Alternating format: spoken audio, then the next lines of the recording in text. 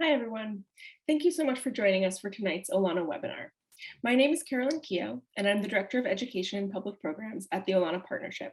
Now, without further ado, please welcome Peter Lacovara, tonight's speaker, who will be shedding some light on the life and history of Amelia Edwards, one of the fascinating visitors to Olana, highlighted in a current display of texts in Olana's own library. Peter is Director of the Ancient Egyptian Archaeology and Heritage Fund, Consulting Curator for the Egyptian Collection at the Albany Institute of History and Art, and Visiting Research Scholar at the American University in Cairo. He was Senior Curator of Ancient Egyptian, Nubian, and Near Eastern Art at the Michael C. Carlos Museum from 1998 to 2014. Previously, he has served as Assistant Curator in the Department of Ancient Egyptian, Nubian, and Near Eastern Art at the Museum of Fine Arts, Boston. His publications include studies on daily life and urbanism in ancient Egypt, Egyptian mortuary traditions, and the material culture of ancient Egypt and Nubia. Thank you so much for joining us, Peter. We're so excited for this exciting presentation. So take it away. Okay, great. So one of the most fascinating visitors to go to Olana and stay there was Amelia Edwards. And Amelia Blanford Edwards was born in Islington, a suburb of London, on June 7th, 1831. She was only child of a Irish mother and British banker father. They were comfortably middle class and were able to tour Europe. They went to France and Germany and Italy, and there she picked up a great deal of languages. She was a very precocious and gifted only child. She was homeschooled. Here's where there's a plaque on her home in Islington, where she was born and lived. And she, among her many talents, she composed music and sung, but she had contracted typhus at a young age, and then that affected her voice. So she stopped singing and concentrated on sketching and writing. And she was a gifted artist. Here's a little cartoon she did of James McNeill Whistler doing a portrait. And she also had obviously a great sense of humor, which comes out in a lot of her writing as well. She already published a book of poems at age 7 and a short story in George Cruikshank's magazine at age 12. And he was very impressed. He was an illustrator who worked for Dickens. And he was very impressed with the young Amelia's both artistic and writing ability. And that kind of launched her early career as a novelist. So already as a teenager, she was writing books which became very popular. One of her most popular early works was Barbara's History, which was a kind of a romance novel, but included bigamy, which was unusual for the time, and was quite a bestseller, and one that Church actually had in his library. She was obviously introduced to the Churches probably through Charles Dudley Warner, who, appropriate enough these days, wrote the book The Gilded Age, and was a friend of the Churches, and so introduced Amelia to the Churches. During their trip to Europe and the Middle East, they met in 1867. They met Amelia and saw her both on the way in to Europe and on the way out through London. And so they formed a fast friendship. And there are a number of volumes from Amelia in the library at Olana that are autographed to Church by her. They probably bonded because of Amelia's artistic abilities. She had gone to the Dolomites, the southwestern end of the Alps, and had done some of these beautiful sketches and watercolors on her trip. So you can see that she and Frederic Church kind of shared the same aesthetic and love of nature. her book, Untrodden and Unfinished Peaks in the Dolomite, her travels of the Dolomite were very popular. It was a very popular travel writing, and one of the things she excelled in. She had, again, because of both her writing and artistic abilities, she had a great sense of observation of the landscape and the environment.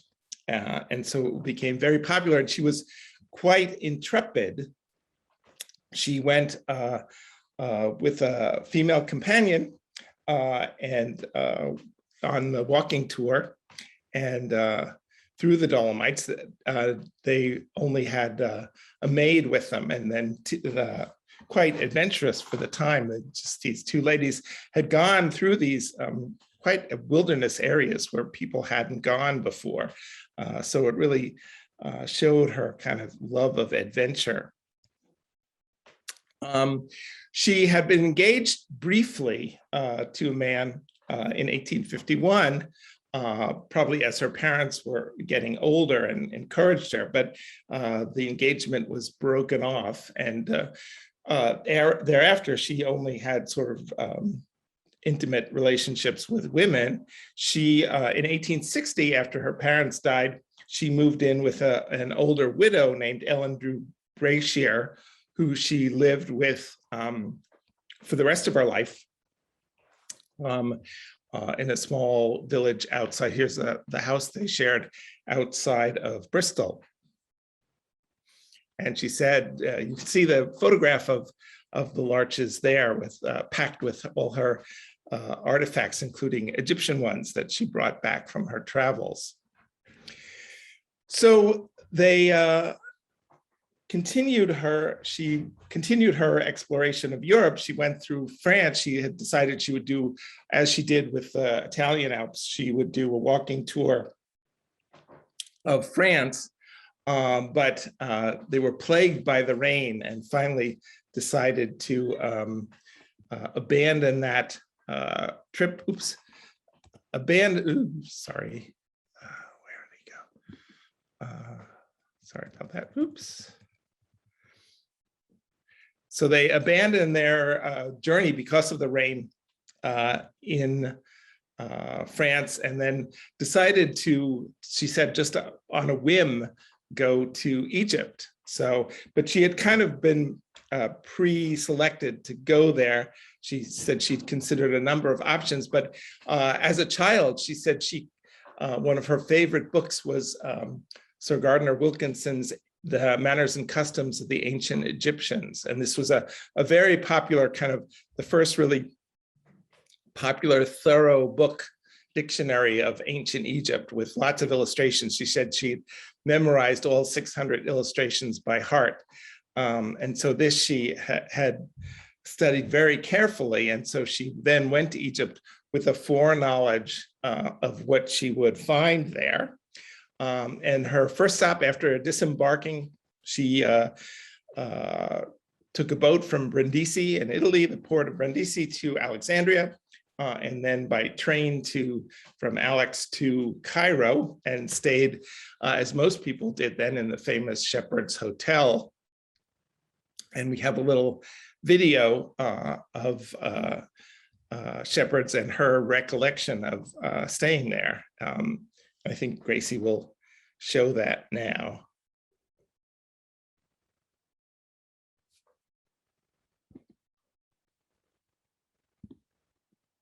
Oops.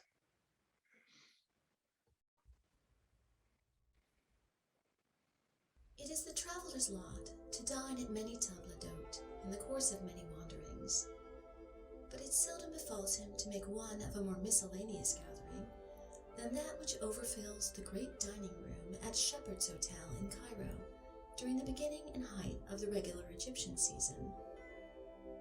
Here assemble daily some 200 to 300 persons of all ranks, nationalities, and pursuits.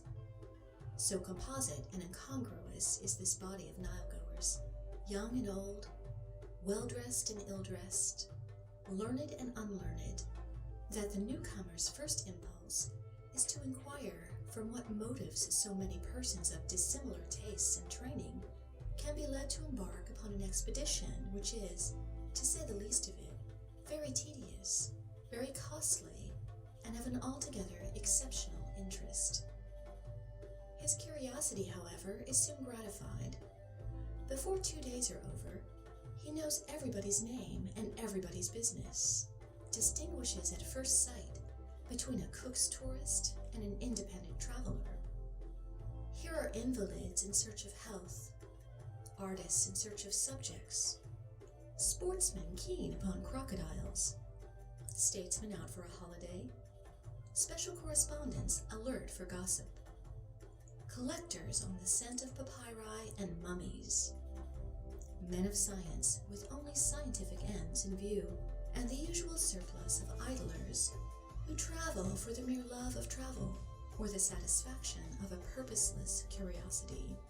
Now, in a place like Shepherd's, where every fresh arrival has the honor of contributing for at least a few minutes to the general entertainment, the first appearance of Elle and the writer, tired, dusty, and considerably sunburnt, may well have given rise to some of the comments in usual circulation at those crowded tables.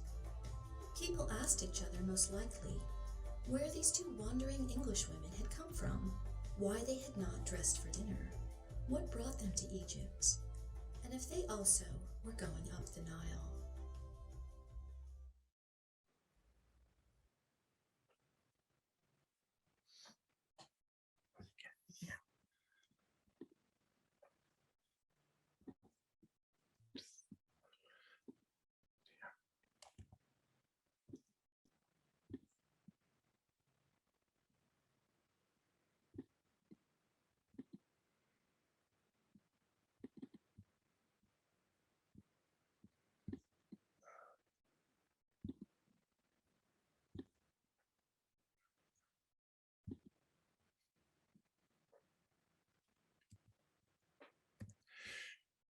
So yes, let's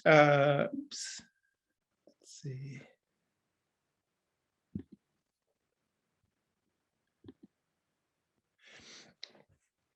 So Shepherd's Hotel was the place to go, as Amelia Edwards was saying, when you were a tourist in Egypt. Unfortunately, it was so associated with the British that it was burned in the revolution in 1852. 1952. It's quite a shame. A new modern one was built there in the 1960s. It's being renovated now, but it doesn't have the charm of the old Shepherds, and it's kind of Egyptian revival style. Anyway, once they got to Cairo,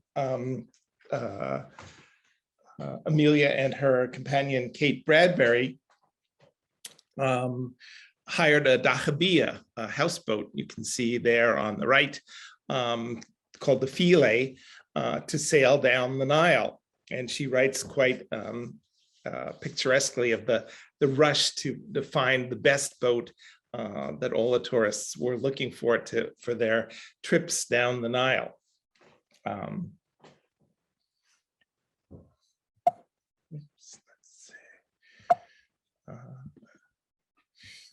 And again, as she was in the Dolomites, she made sketches, which later illustrated her book on her travels in Egypt. And you can see both her sketches and that were printed and the watercolors that they were made from here.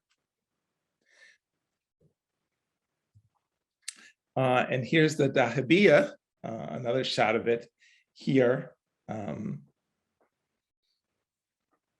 She writes that it was, despite its look, she writes that it was quite luxurious. You imagine there was just 3 of them.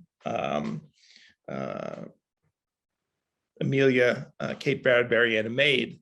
And then of course the Egyptian crew. She wrote this up, of course, in her travels. And she took about 2 years to write her book, 1,000 Miles Up the Nile, that recounted her trip. And she sailed all the way down the Nile from Cairo all the way down into Nubia, down as far as the Second Cataract, which few tourists ventured that far. And she relates that it was sort of a contest of how far down you went on the Nile. You went up in sort of people's estimation. But in heading back to England, she peppered Dr. Samuel Birch, who was the keeper of Egyptian and Middle Eastern art at the British Museum, with questions in order to make sure her book was completely accurate.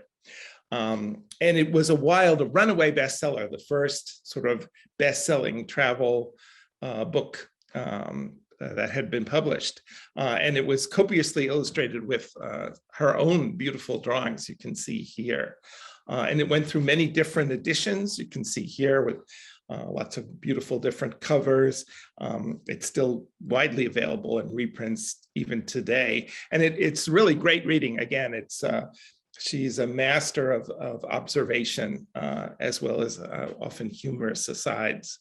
And remarkably useful even today. I mean, not much has changed for the traveler.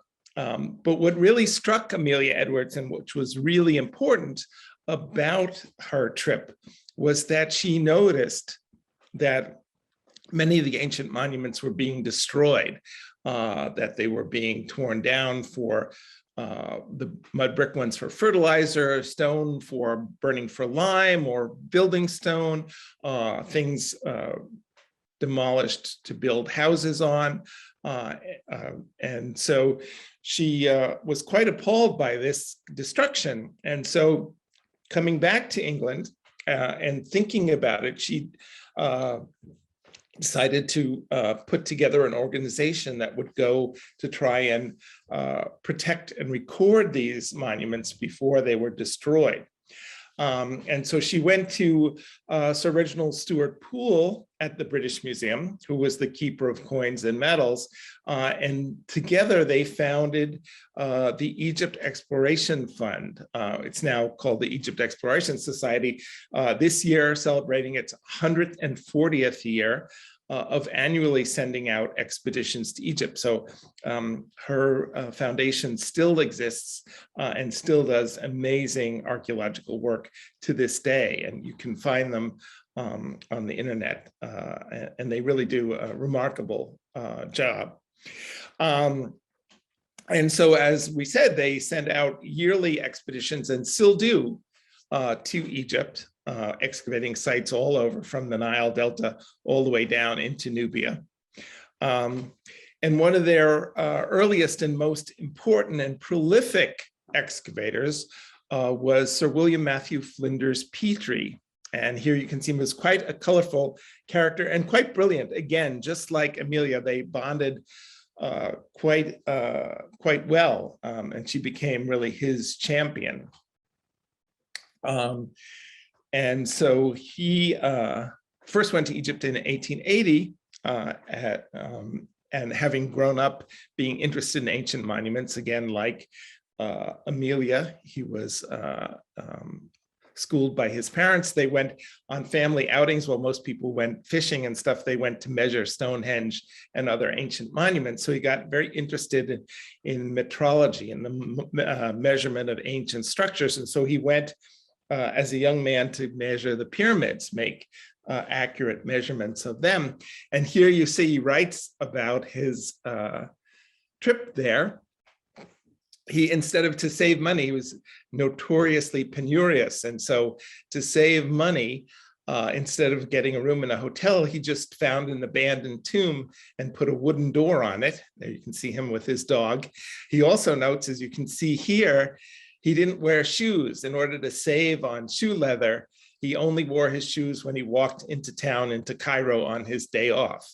And so he was always quite the avid explorer, and put every penny towards the excavation and not to kind of luxuries. He was notorious for buying tin cans that had lost their label because they were cheaper, and dented cans as well. And there's a story that he would throw the cans against the stones and to see if they exploded. They had botulism. Of course, they weren't edible, but otherwise he would eat them, but nobody ever knew if they were getting tuna fish or canned peaches for dinner because the cans were all anonymous. Anyway, he was very brilliant. He was working on a cemetery with prehistoric material. So there was nothing to date the material. This is long before carbon-14 or any other kind of scientific dating. And so he developed what he noticed looking at a particular type of pot, what's called a wavy handled jar. And you see it here kind of in the center. And these originally were imported from Syria, Palestine and were prehistoric. And he noted that there were Egyptian imitations, but some of them were more and more slender. And then finally, they seemed to evolve into a very narrow cylinder form. And some of these cylinder ones had the names of the kings of the first dynasty. So he theorized that what he saw was an evolution in the style of this that led from the first dynasty all the way back into the prehistoric past. And so he developed then this technique, which he called sequence dating, which is now called seriation, and is really the backbone of archaeology and art historical studies, even to this day, kind of stylistic change that happens over time, like Coke bottles or car styles. So you can see this over time. But he was the first one to really understand this and see that it's in importance in archaeology. Before his time, nobody thought this material was of any importance, but now we know, of course, it's the most important for most archaeological sites. He also was ahead of his time. He trained women to work on his excavations as well as men students, and including his wife Hilda, who excavated alongside him and was a prominent archaeologist in her own right. Working for the EF, they were doing things a little differently. At this time, great expeditions were sent out by the Louvre, by the Berlin Museum, other institutions. But for the Egypt Exploration Fund, what they did was have subscribers. And so these subscribers would give a certain amount of money, and then at the end of the season, they would get a share of the find. So what would happen was that once the excavation was over, the archaeologist would bring his discoveries to the Cairo Museum. The Cairo Museum would take which was unique or most important, but what was duplicative, they let the excavator have. So these then went to London, to the Egypt Exploration Society Fund, and they were divided up amongst the subscribers. And so material from these excavations went all the way to Tokyo and Australia, the Americas, all over Europe. But before they were divided, they would have an annual exhibition of them in London so that people there could see what the expedition had found that year. And the story is told that one season, they found a great many of these what are called Fayum mummies. And these are from the Roman period. And during this period, instead of mummy masks on the mummies, what they would do was take panel portraits, probably portraits that hung in the home, just like nowadays, and put them over the mummy's face instead of a mummy mask and wrap them with, and then bury them that way. And so they found a great many of these in Petrie's excavations in the Fayum. And this caused a great sensation as some of the earliest painted portraits when they were exhibited in London. And the story goes that among the visitors to the exhibition was Oscar Wilde, who got inspired to write the portrait of Dorian Gray from these portraits. They also, of course, would issue annual reports of their excavation, and these would also go out to the subscribers. And so they're found in many libraries all over the world. Petrie would actually write them on the boat going home from Egypt every year. And the first thing he would do when the boat was docked, before he would go home, he'd go straight to the printers with the manuscript in order to get them to start typesetting. Petrie then was hired by University College in London, and Amelia Edwards funded the chair of archaeology for University College in London, because at that time, University College was the only institution of higher learning in England that admitted women students. So she specified that her money would go to found a chair there. And then she specified, she made this, she didn't say it by name, but she specified that the professor should be under the age of 40, which of course the only one available was Petrie for that. So he became the first Edwards Professor of Egyptology, a position that still exists to this day. And she also gave her collection, things she acquired on her trip to Egypt, to University College, to their museum. It's now called the Petrie Museum, after Sir William Matthew Flinders Petrie.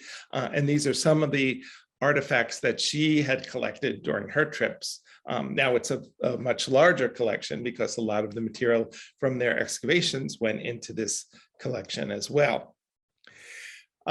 She writes, among her favorite objects were 2 heads of mummies that sat in the wardrobe of her bedroom, and she mused that they perhaps talked to each other in the watches of the night when she was asleep. She also, of course, is famous for writing ghost stories. Anyway, this is the Petrie Museum here. Here you can see Petrie in his later days, and the banner outside. It's in the mews behind University College. When University College was bombed during the Second World War, the galleries were destroyed. Luckily, all the objects had been brought to the countryside for safekeeping, but they were reinstalled temporarily in the mews after the Second World War, and unfortunately they're still in that temporary installation. Hopefully one day it will have a new home. Anyway, Amelia then, in order to raise money, this became the kind of cause of her life. In order to raise money, she was implored to do a lecture tour of the United States. And a great many people wrote her suggesting she come. Oliver Wendell Holmes, let's see who else. Cornelius Vanderbilt, Francis Parkman, Edwin Booth, and Julia Ward Howe all pleaded with her to come on her lecture tour. So she began an exhaustive lecture tour of the States, lasting over a year, and going throughout the Northeast lecturing, and she drew record crowds. It was quite a revelation. And she wrote up her lectures and then eventually published them in another book called Pharaohs, Fellahs, and Explorers, which also is available. I should say that, let's see.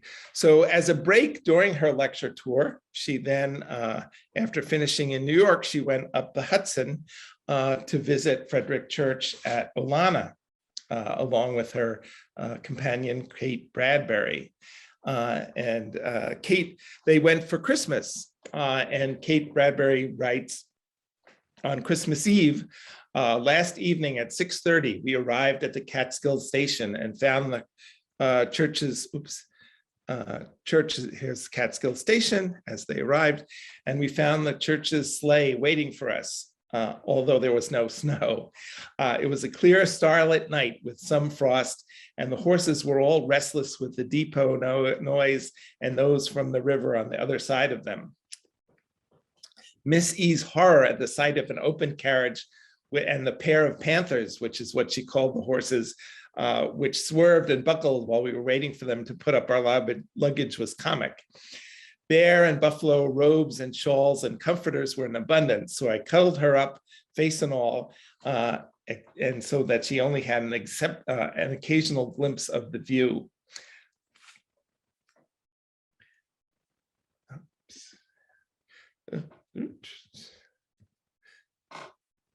So they went then to Olana, and Kate Bradbury writes, did I tell you that our first few days of a Christmas holiday are to be spent here at Olana, where Miss E's old friends, the Churches, live? He had bought the top of a hill here and reclaimed it from agriculture and made a park of it and built a beautiful house on top. I was fairly breathless at the beauty of the view. What must it have been like in the autumn? But just below it is a wooded, undulating land and a little lake, and then the Hudson and the Catskill Mountains. So they were all very impressed with Church's house. Although Church's son Lewis writes that of Amelia Edwards' visit that, did you hear we're about to have another literary brick come visit, this time Miss Amelia Edwards? Will they never stop? So I guess he had his fill of visitors to his parents' salon. Anyway, she of course gifted a copy of 1,000 Miles Up the Nile to the Churches, and here is a copy that's now on display in the library at Olana. She continued her lecture tour, going to first to Columbus, Ohio, where unfortunately she fell and broke her arm. And indefatigable as she was, she just continued on, went from Columbus, Ohio, all night long on a journey to Philadelphia, and then covered her arm with a shawl so that people couldn't see the cast, and gave her lecture in Philadelphia. She had a grand farewell dinner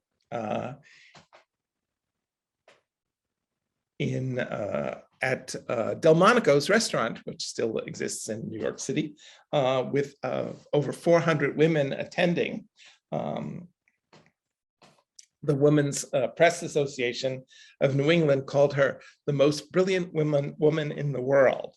And she was written up in all the papers. And her kind of farewell tour was at the Brooklyn Academy of Music, where 2,500 people attended. There was standing room only crowd to listen to her lectures. It was really quite extraordinary. But the trip was really exhausting for her. She came down with influenza and sadly passed away on the 15th of April, 1892, and was buried in the churchyard alongside Ellen Drew Brasher, who passed away the same year. After Amelia's death, her executor was Kate Bradbury, and she eventually went on to marry the Egyptologist and student of Petrie, Francis Llewellyn Griffith, another famous Egyptologist. And Kate Bradbury herself continued to make many important contributions to Egyptology and helped run the Egypt Exploration Fund. And this one of Amelia's possessions was this beautiful marble bust, which is now in the National Portrait Gallery in London. But most of her material went to University College in London. One of her quotes, which is really quite prescient, is that it may be said of some old places, as of some very new ones, they are destined to be forever new. This is true of many ancient places, but of no place it is so true as of Egypt. So she predicted quite rightly that endless fascination with Egypt would continue on as it does to this day. There are a couple of biographies of Amelia Edwards, including this one by Joan Reese, and a new one is scheduled to come out this year by Margaret Jones. It should be published in the next couple of months. And you can already order that on Amazon if you're interested. There are a number of articles as well about Amelia and her trip. Again, she is quite well remembered for her pioneering travel writing, and as well as really being called the godmother of Egyptology. She really founded the science of Egyptology through Petrie, who really revolutionized the entire field. She also served as the inspiration for Elizabeth Peters, the mystery writer, her Amelia Peabody novels, which really take their cue from Amelia Edwards. And she also was the subject of a TV biography called For the Love of Egypt that was done by the British Broadcasting Company in the 1980s. And most recently in her hometown of Bristol was this statue of her walking up her books here in the town square. And again, her books are available. They're also online, and there's also a wonderful podcast that you can listen to that of her 1,000 miles up the Nile, and it's really well worth listening to. Again, she's a very evocative writer, and really her descriptions are quite wonderful and still resonant to this very day.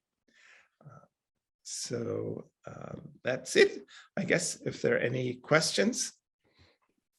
Thank you so much. Yeah, I know, Peter, I have some questions, but I'll just say to everyone who's in attendance with us this evening, if you have any questions, please feel free to submit them via the Q&A. So, I mean, I think something that I'm so struck by, as you pointed out a little bit, this notion of how powerful Egypt is as a place of inspiration, as an archaeological and artistic source of inspiration. And Peter, I know when we recently walked through Olana together, we noted that it's one that doesn't really make its presence known in the decorative scheme of Church's main house at Olana. And so I wonder if you have any thoughts on that. I know we talked very briefly, just one-on-one on that, why you think that might be. I mean, I know he might have talked a little bit with Amelia about Egypt as a destination, but if you have any insight into, you know, why or what you think of Egypt being left out of Church's grand creation. I know it's quite remarkable that he was much more taken with the ancient Near East than Museum, probably because they had intended, I think, to go down the Nile, but found it too daunting, so they just stayed in Alexandria and then went on to the Holy Land. I think part of it was that they were very interested in going to the Holy Land, so that sort of must have drew them, and he certainly, you know, was very careful about recording the designs and what he saw there. But unlike Egypt, much of what you see in the especially in that day in the Middle East was kind of Islamic and then contemporary design, and ancient sites aren't. It's not quite the same as Egypt. So I'm sure if he went down the Nile, it would be very different. There is an Egyptian revival house in Hudson, but not much in the way of Egyptian revival in Olana. Of course, he was very interested. He was very involved with the obelisk in Central Park and setting that up and siting it and orchestrating the grand parade and fundraising. But as far as the antiquities of Egypt, not so much. And was gifted a miniature that we currently, make our own replicas as a testament to the Frederic Church Award. So there is the presence in the obelisk and in his affiliation with Central Park, as you point out. But Roberta Gray Katz sent in a question kind of similarly: what influence did Amelia Edwards have on Frederic Church and the house at Olana? And I wonder if, I think we might have covered that a little bit, but I wonder if you could expand upon that, as well as what she was doing at Olana. I know that it was part of her book tour, but I wonder if you could provide a little bit more insight in terms of what that visit must have been like. And yeah. So I think, unfortunately,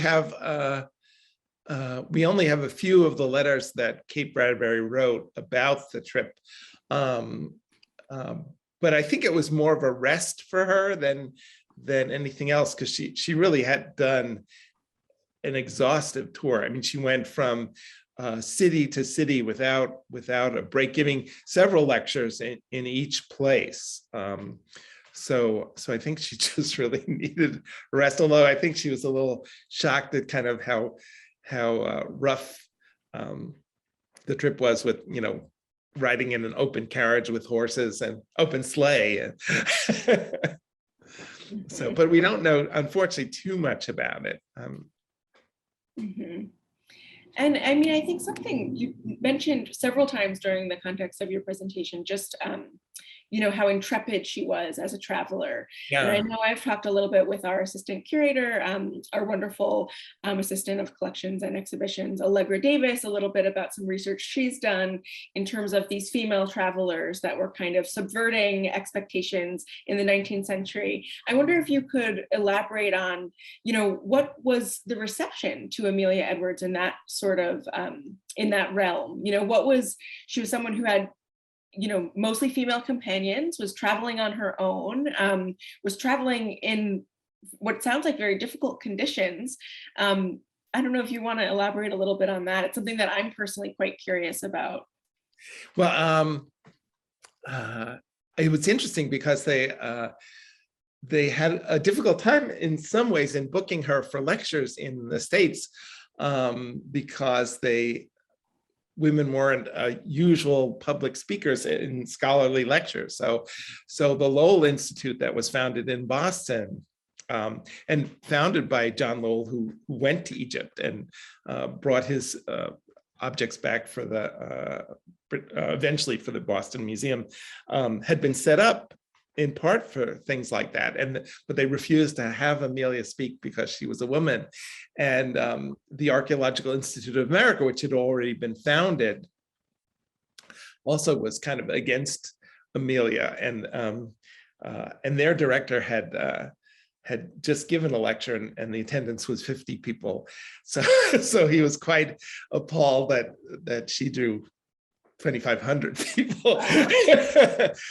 But I think she proved them all wrong, because she was a tremendous success, and she was written up in all the newspapers.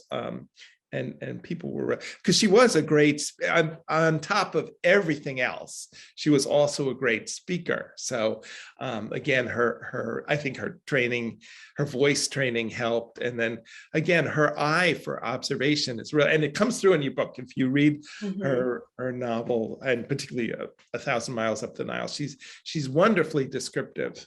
She's really evocative in her writing. So you can see that she must have been an incredible draw for the public. So in addition to all of these talents and gifts, that you've mentioned, it seems like she really did create this legacy for herself. She is referred to as the Godmother of Egyptology. What a title! And I wonder if you could talk a little bit more about what's happening with some of what she established today. What is continuing on, and where has her legacy how has it evolved, and where has it taken Egyptology as a field concurrently? So the Egypt Exploration Fund, again, still exists. It's still, it's based in London, and it sends out annual expeditions to Egypt still. They don't bring anything back anymore. You're not allowed to anymore, but they still publish the books like Petrie did. And they have a library and research center. Now they do a lot of training. They do a lot of training of Egyptian students as well as British and other students.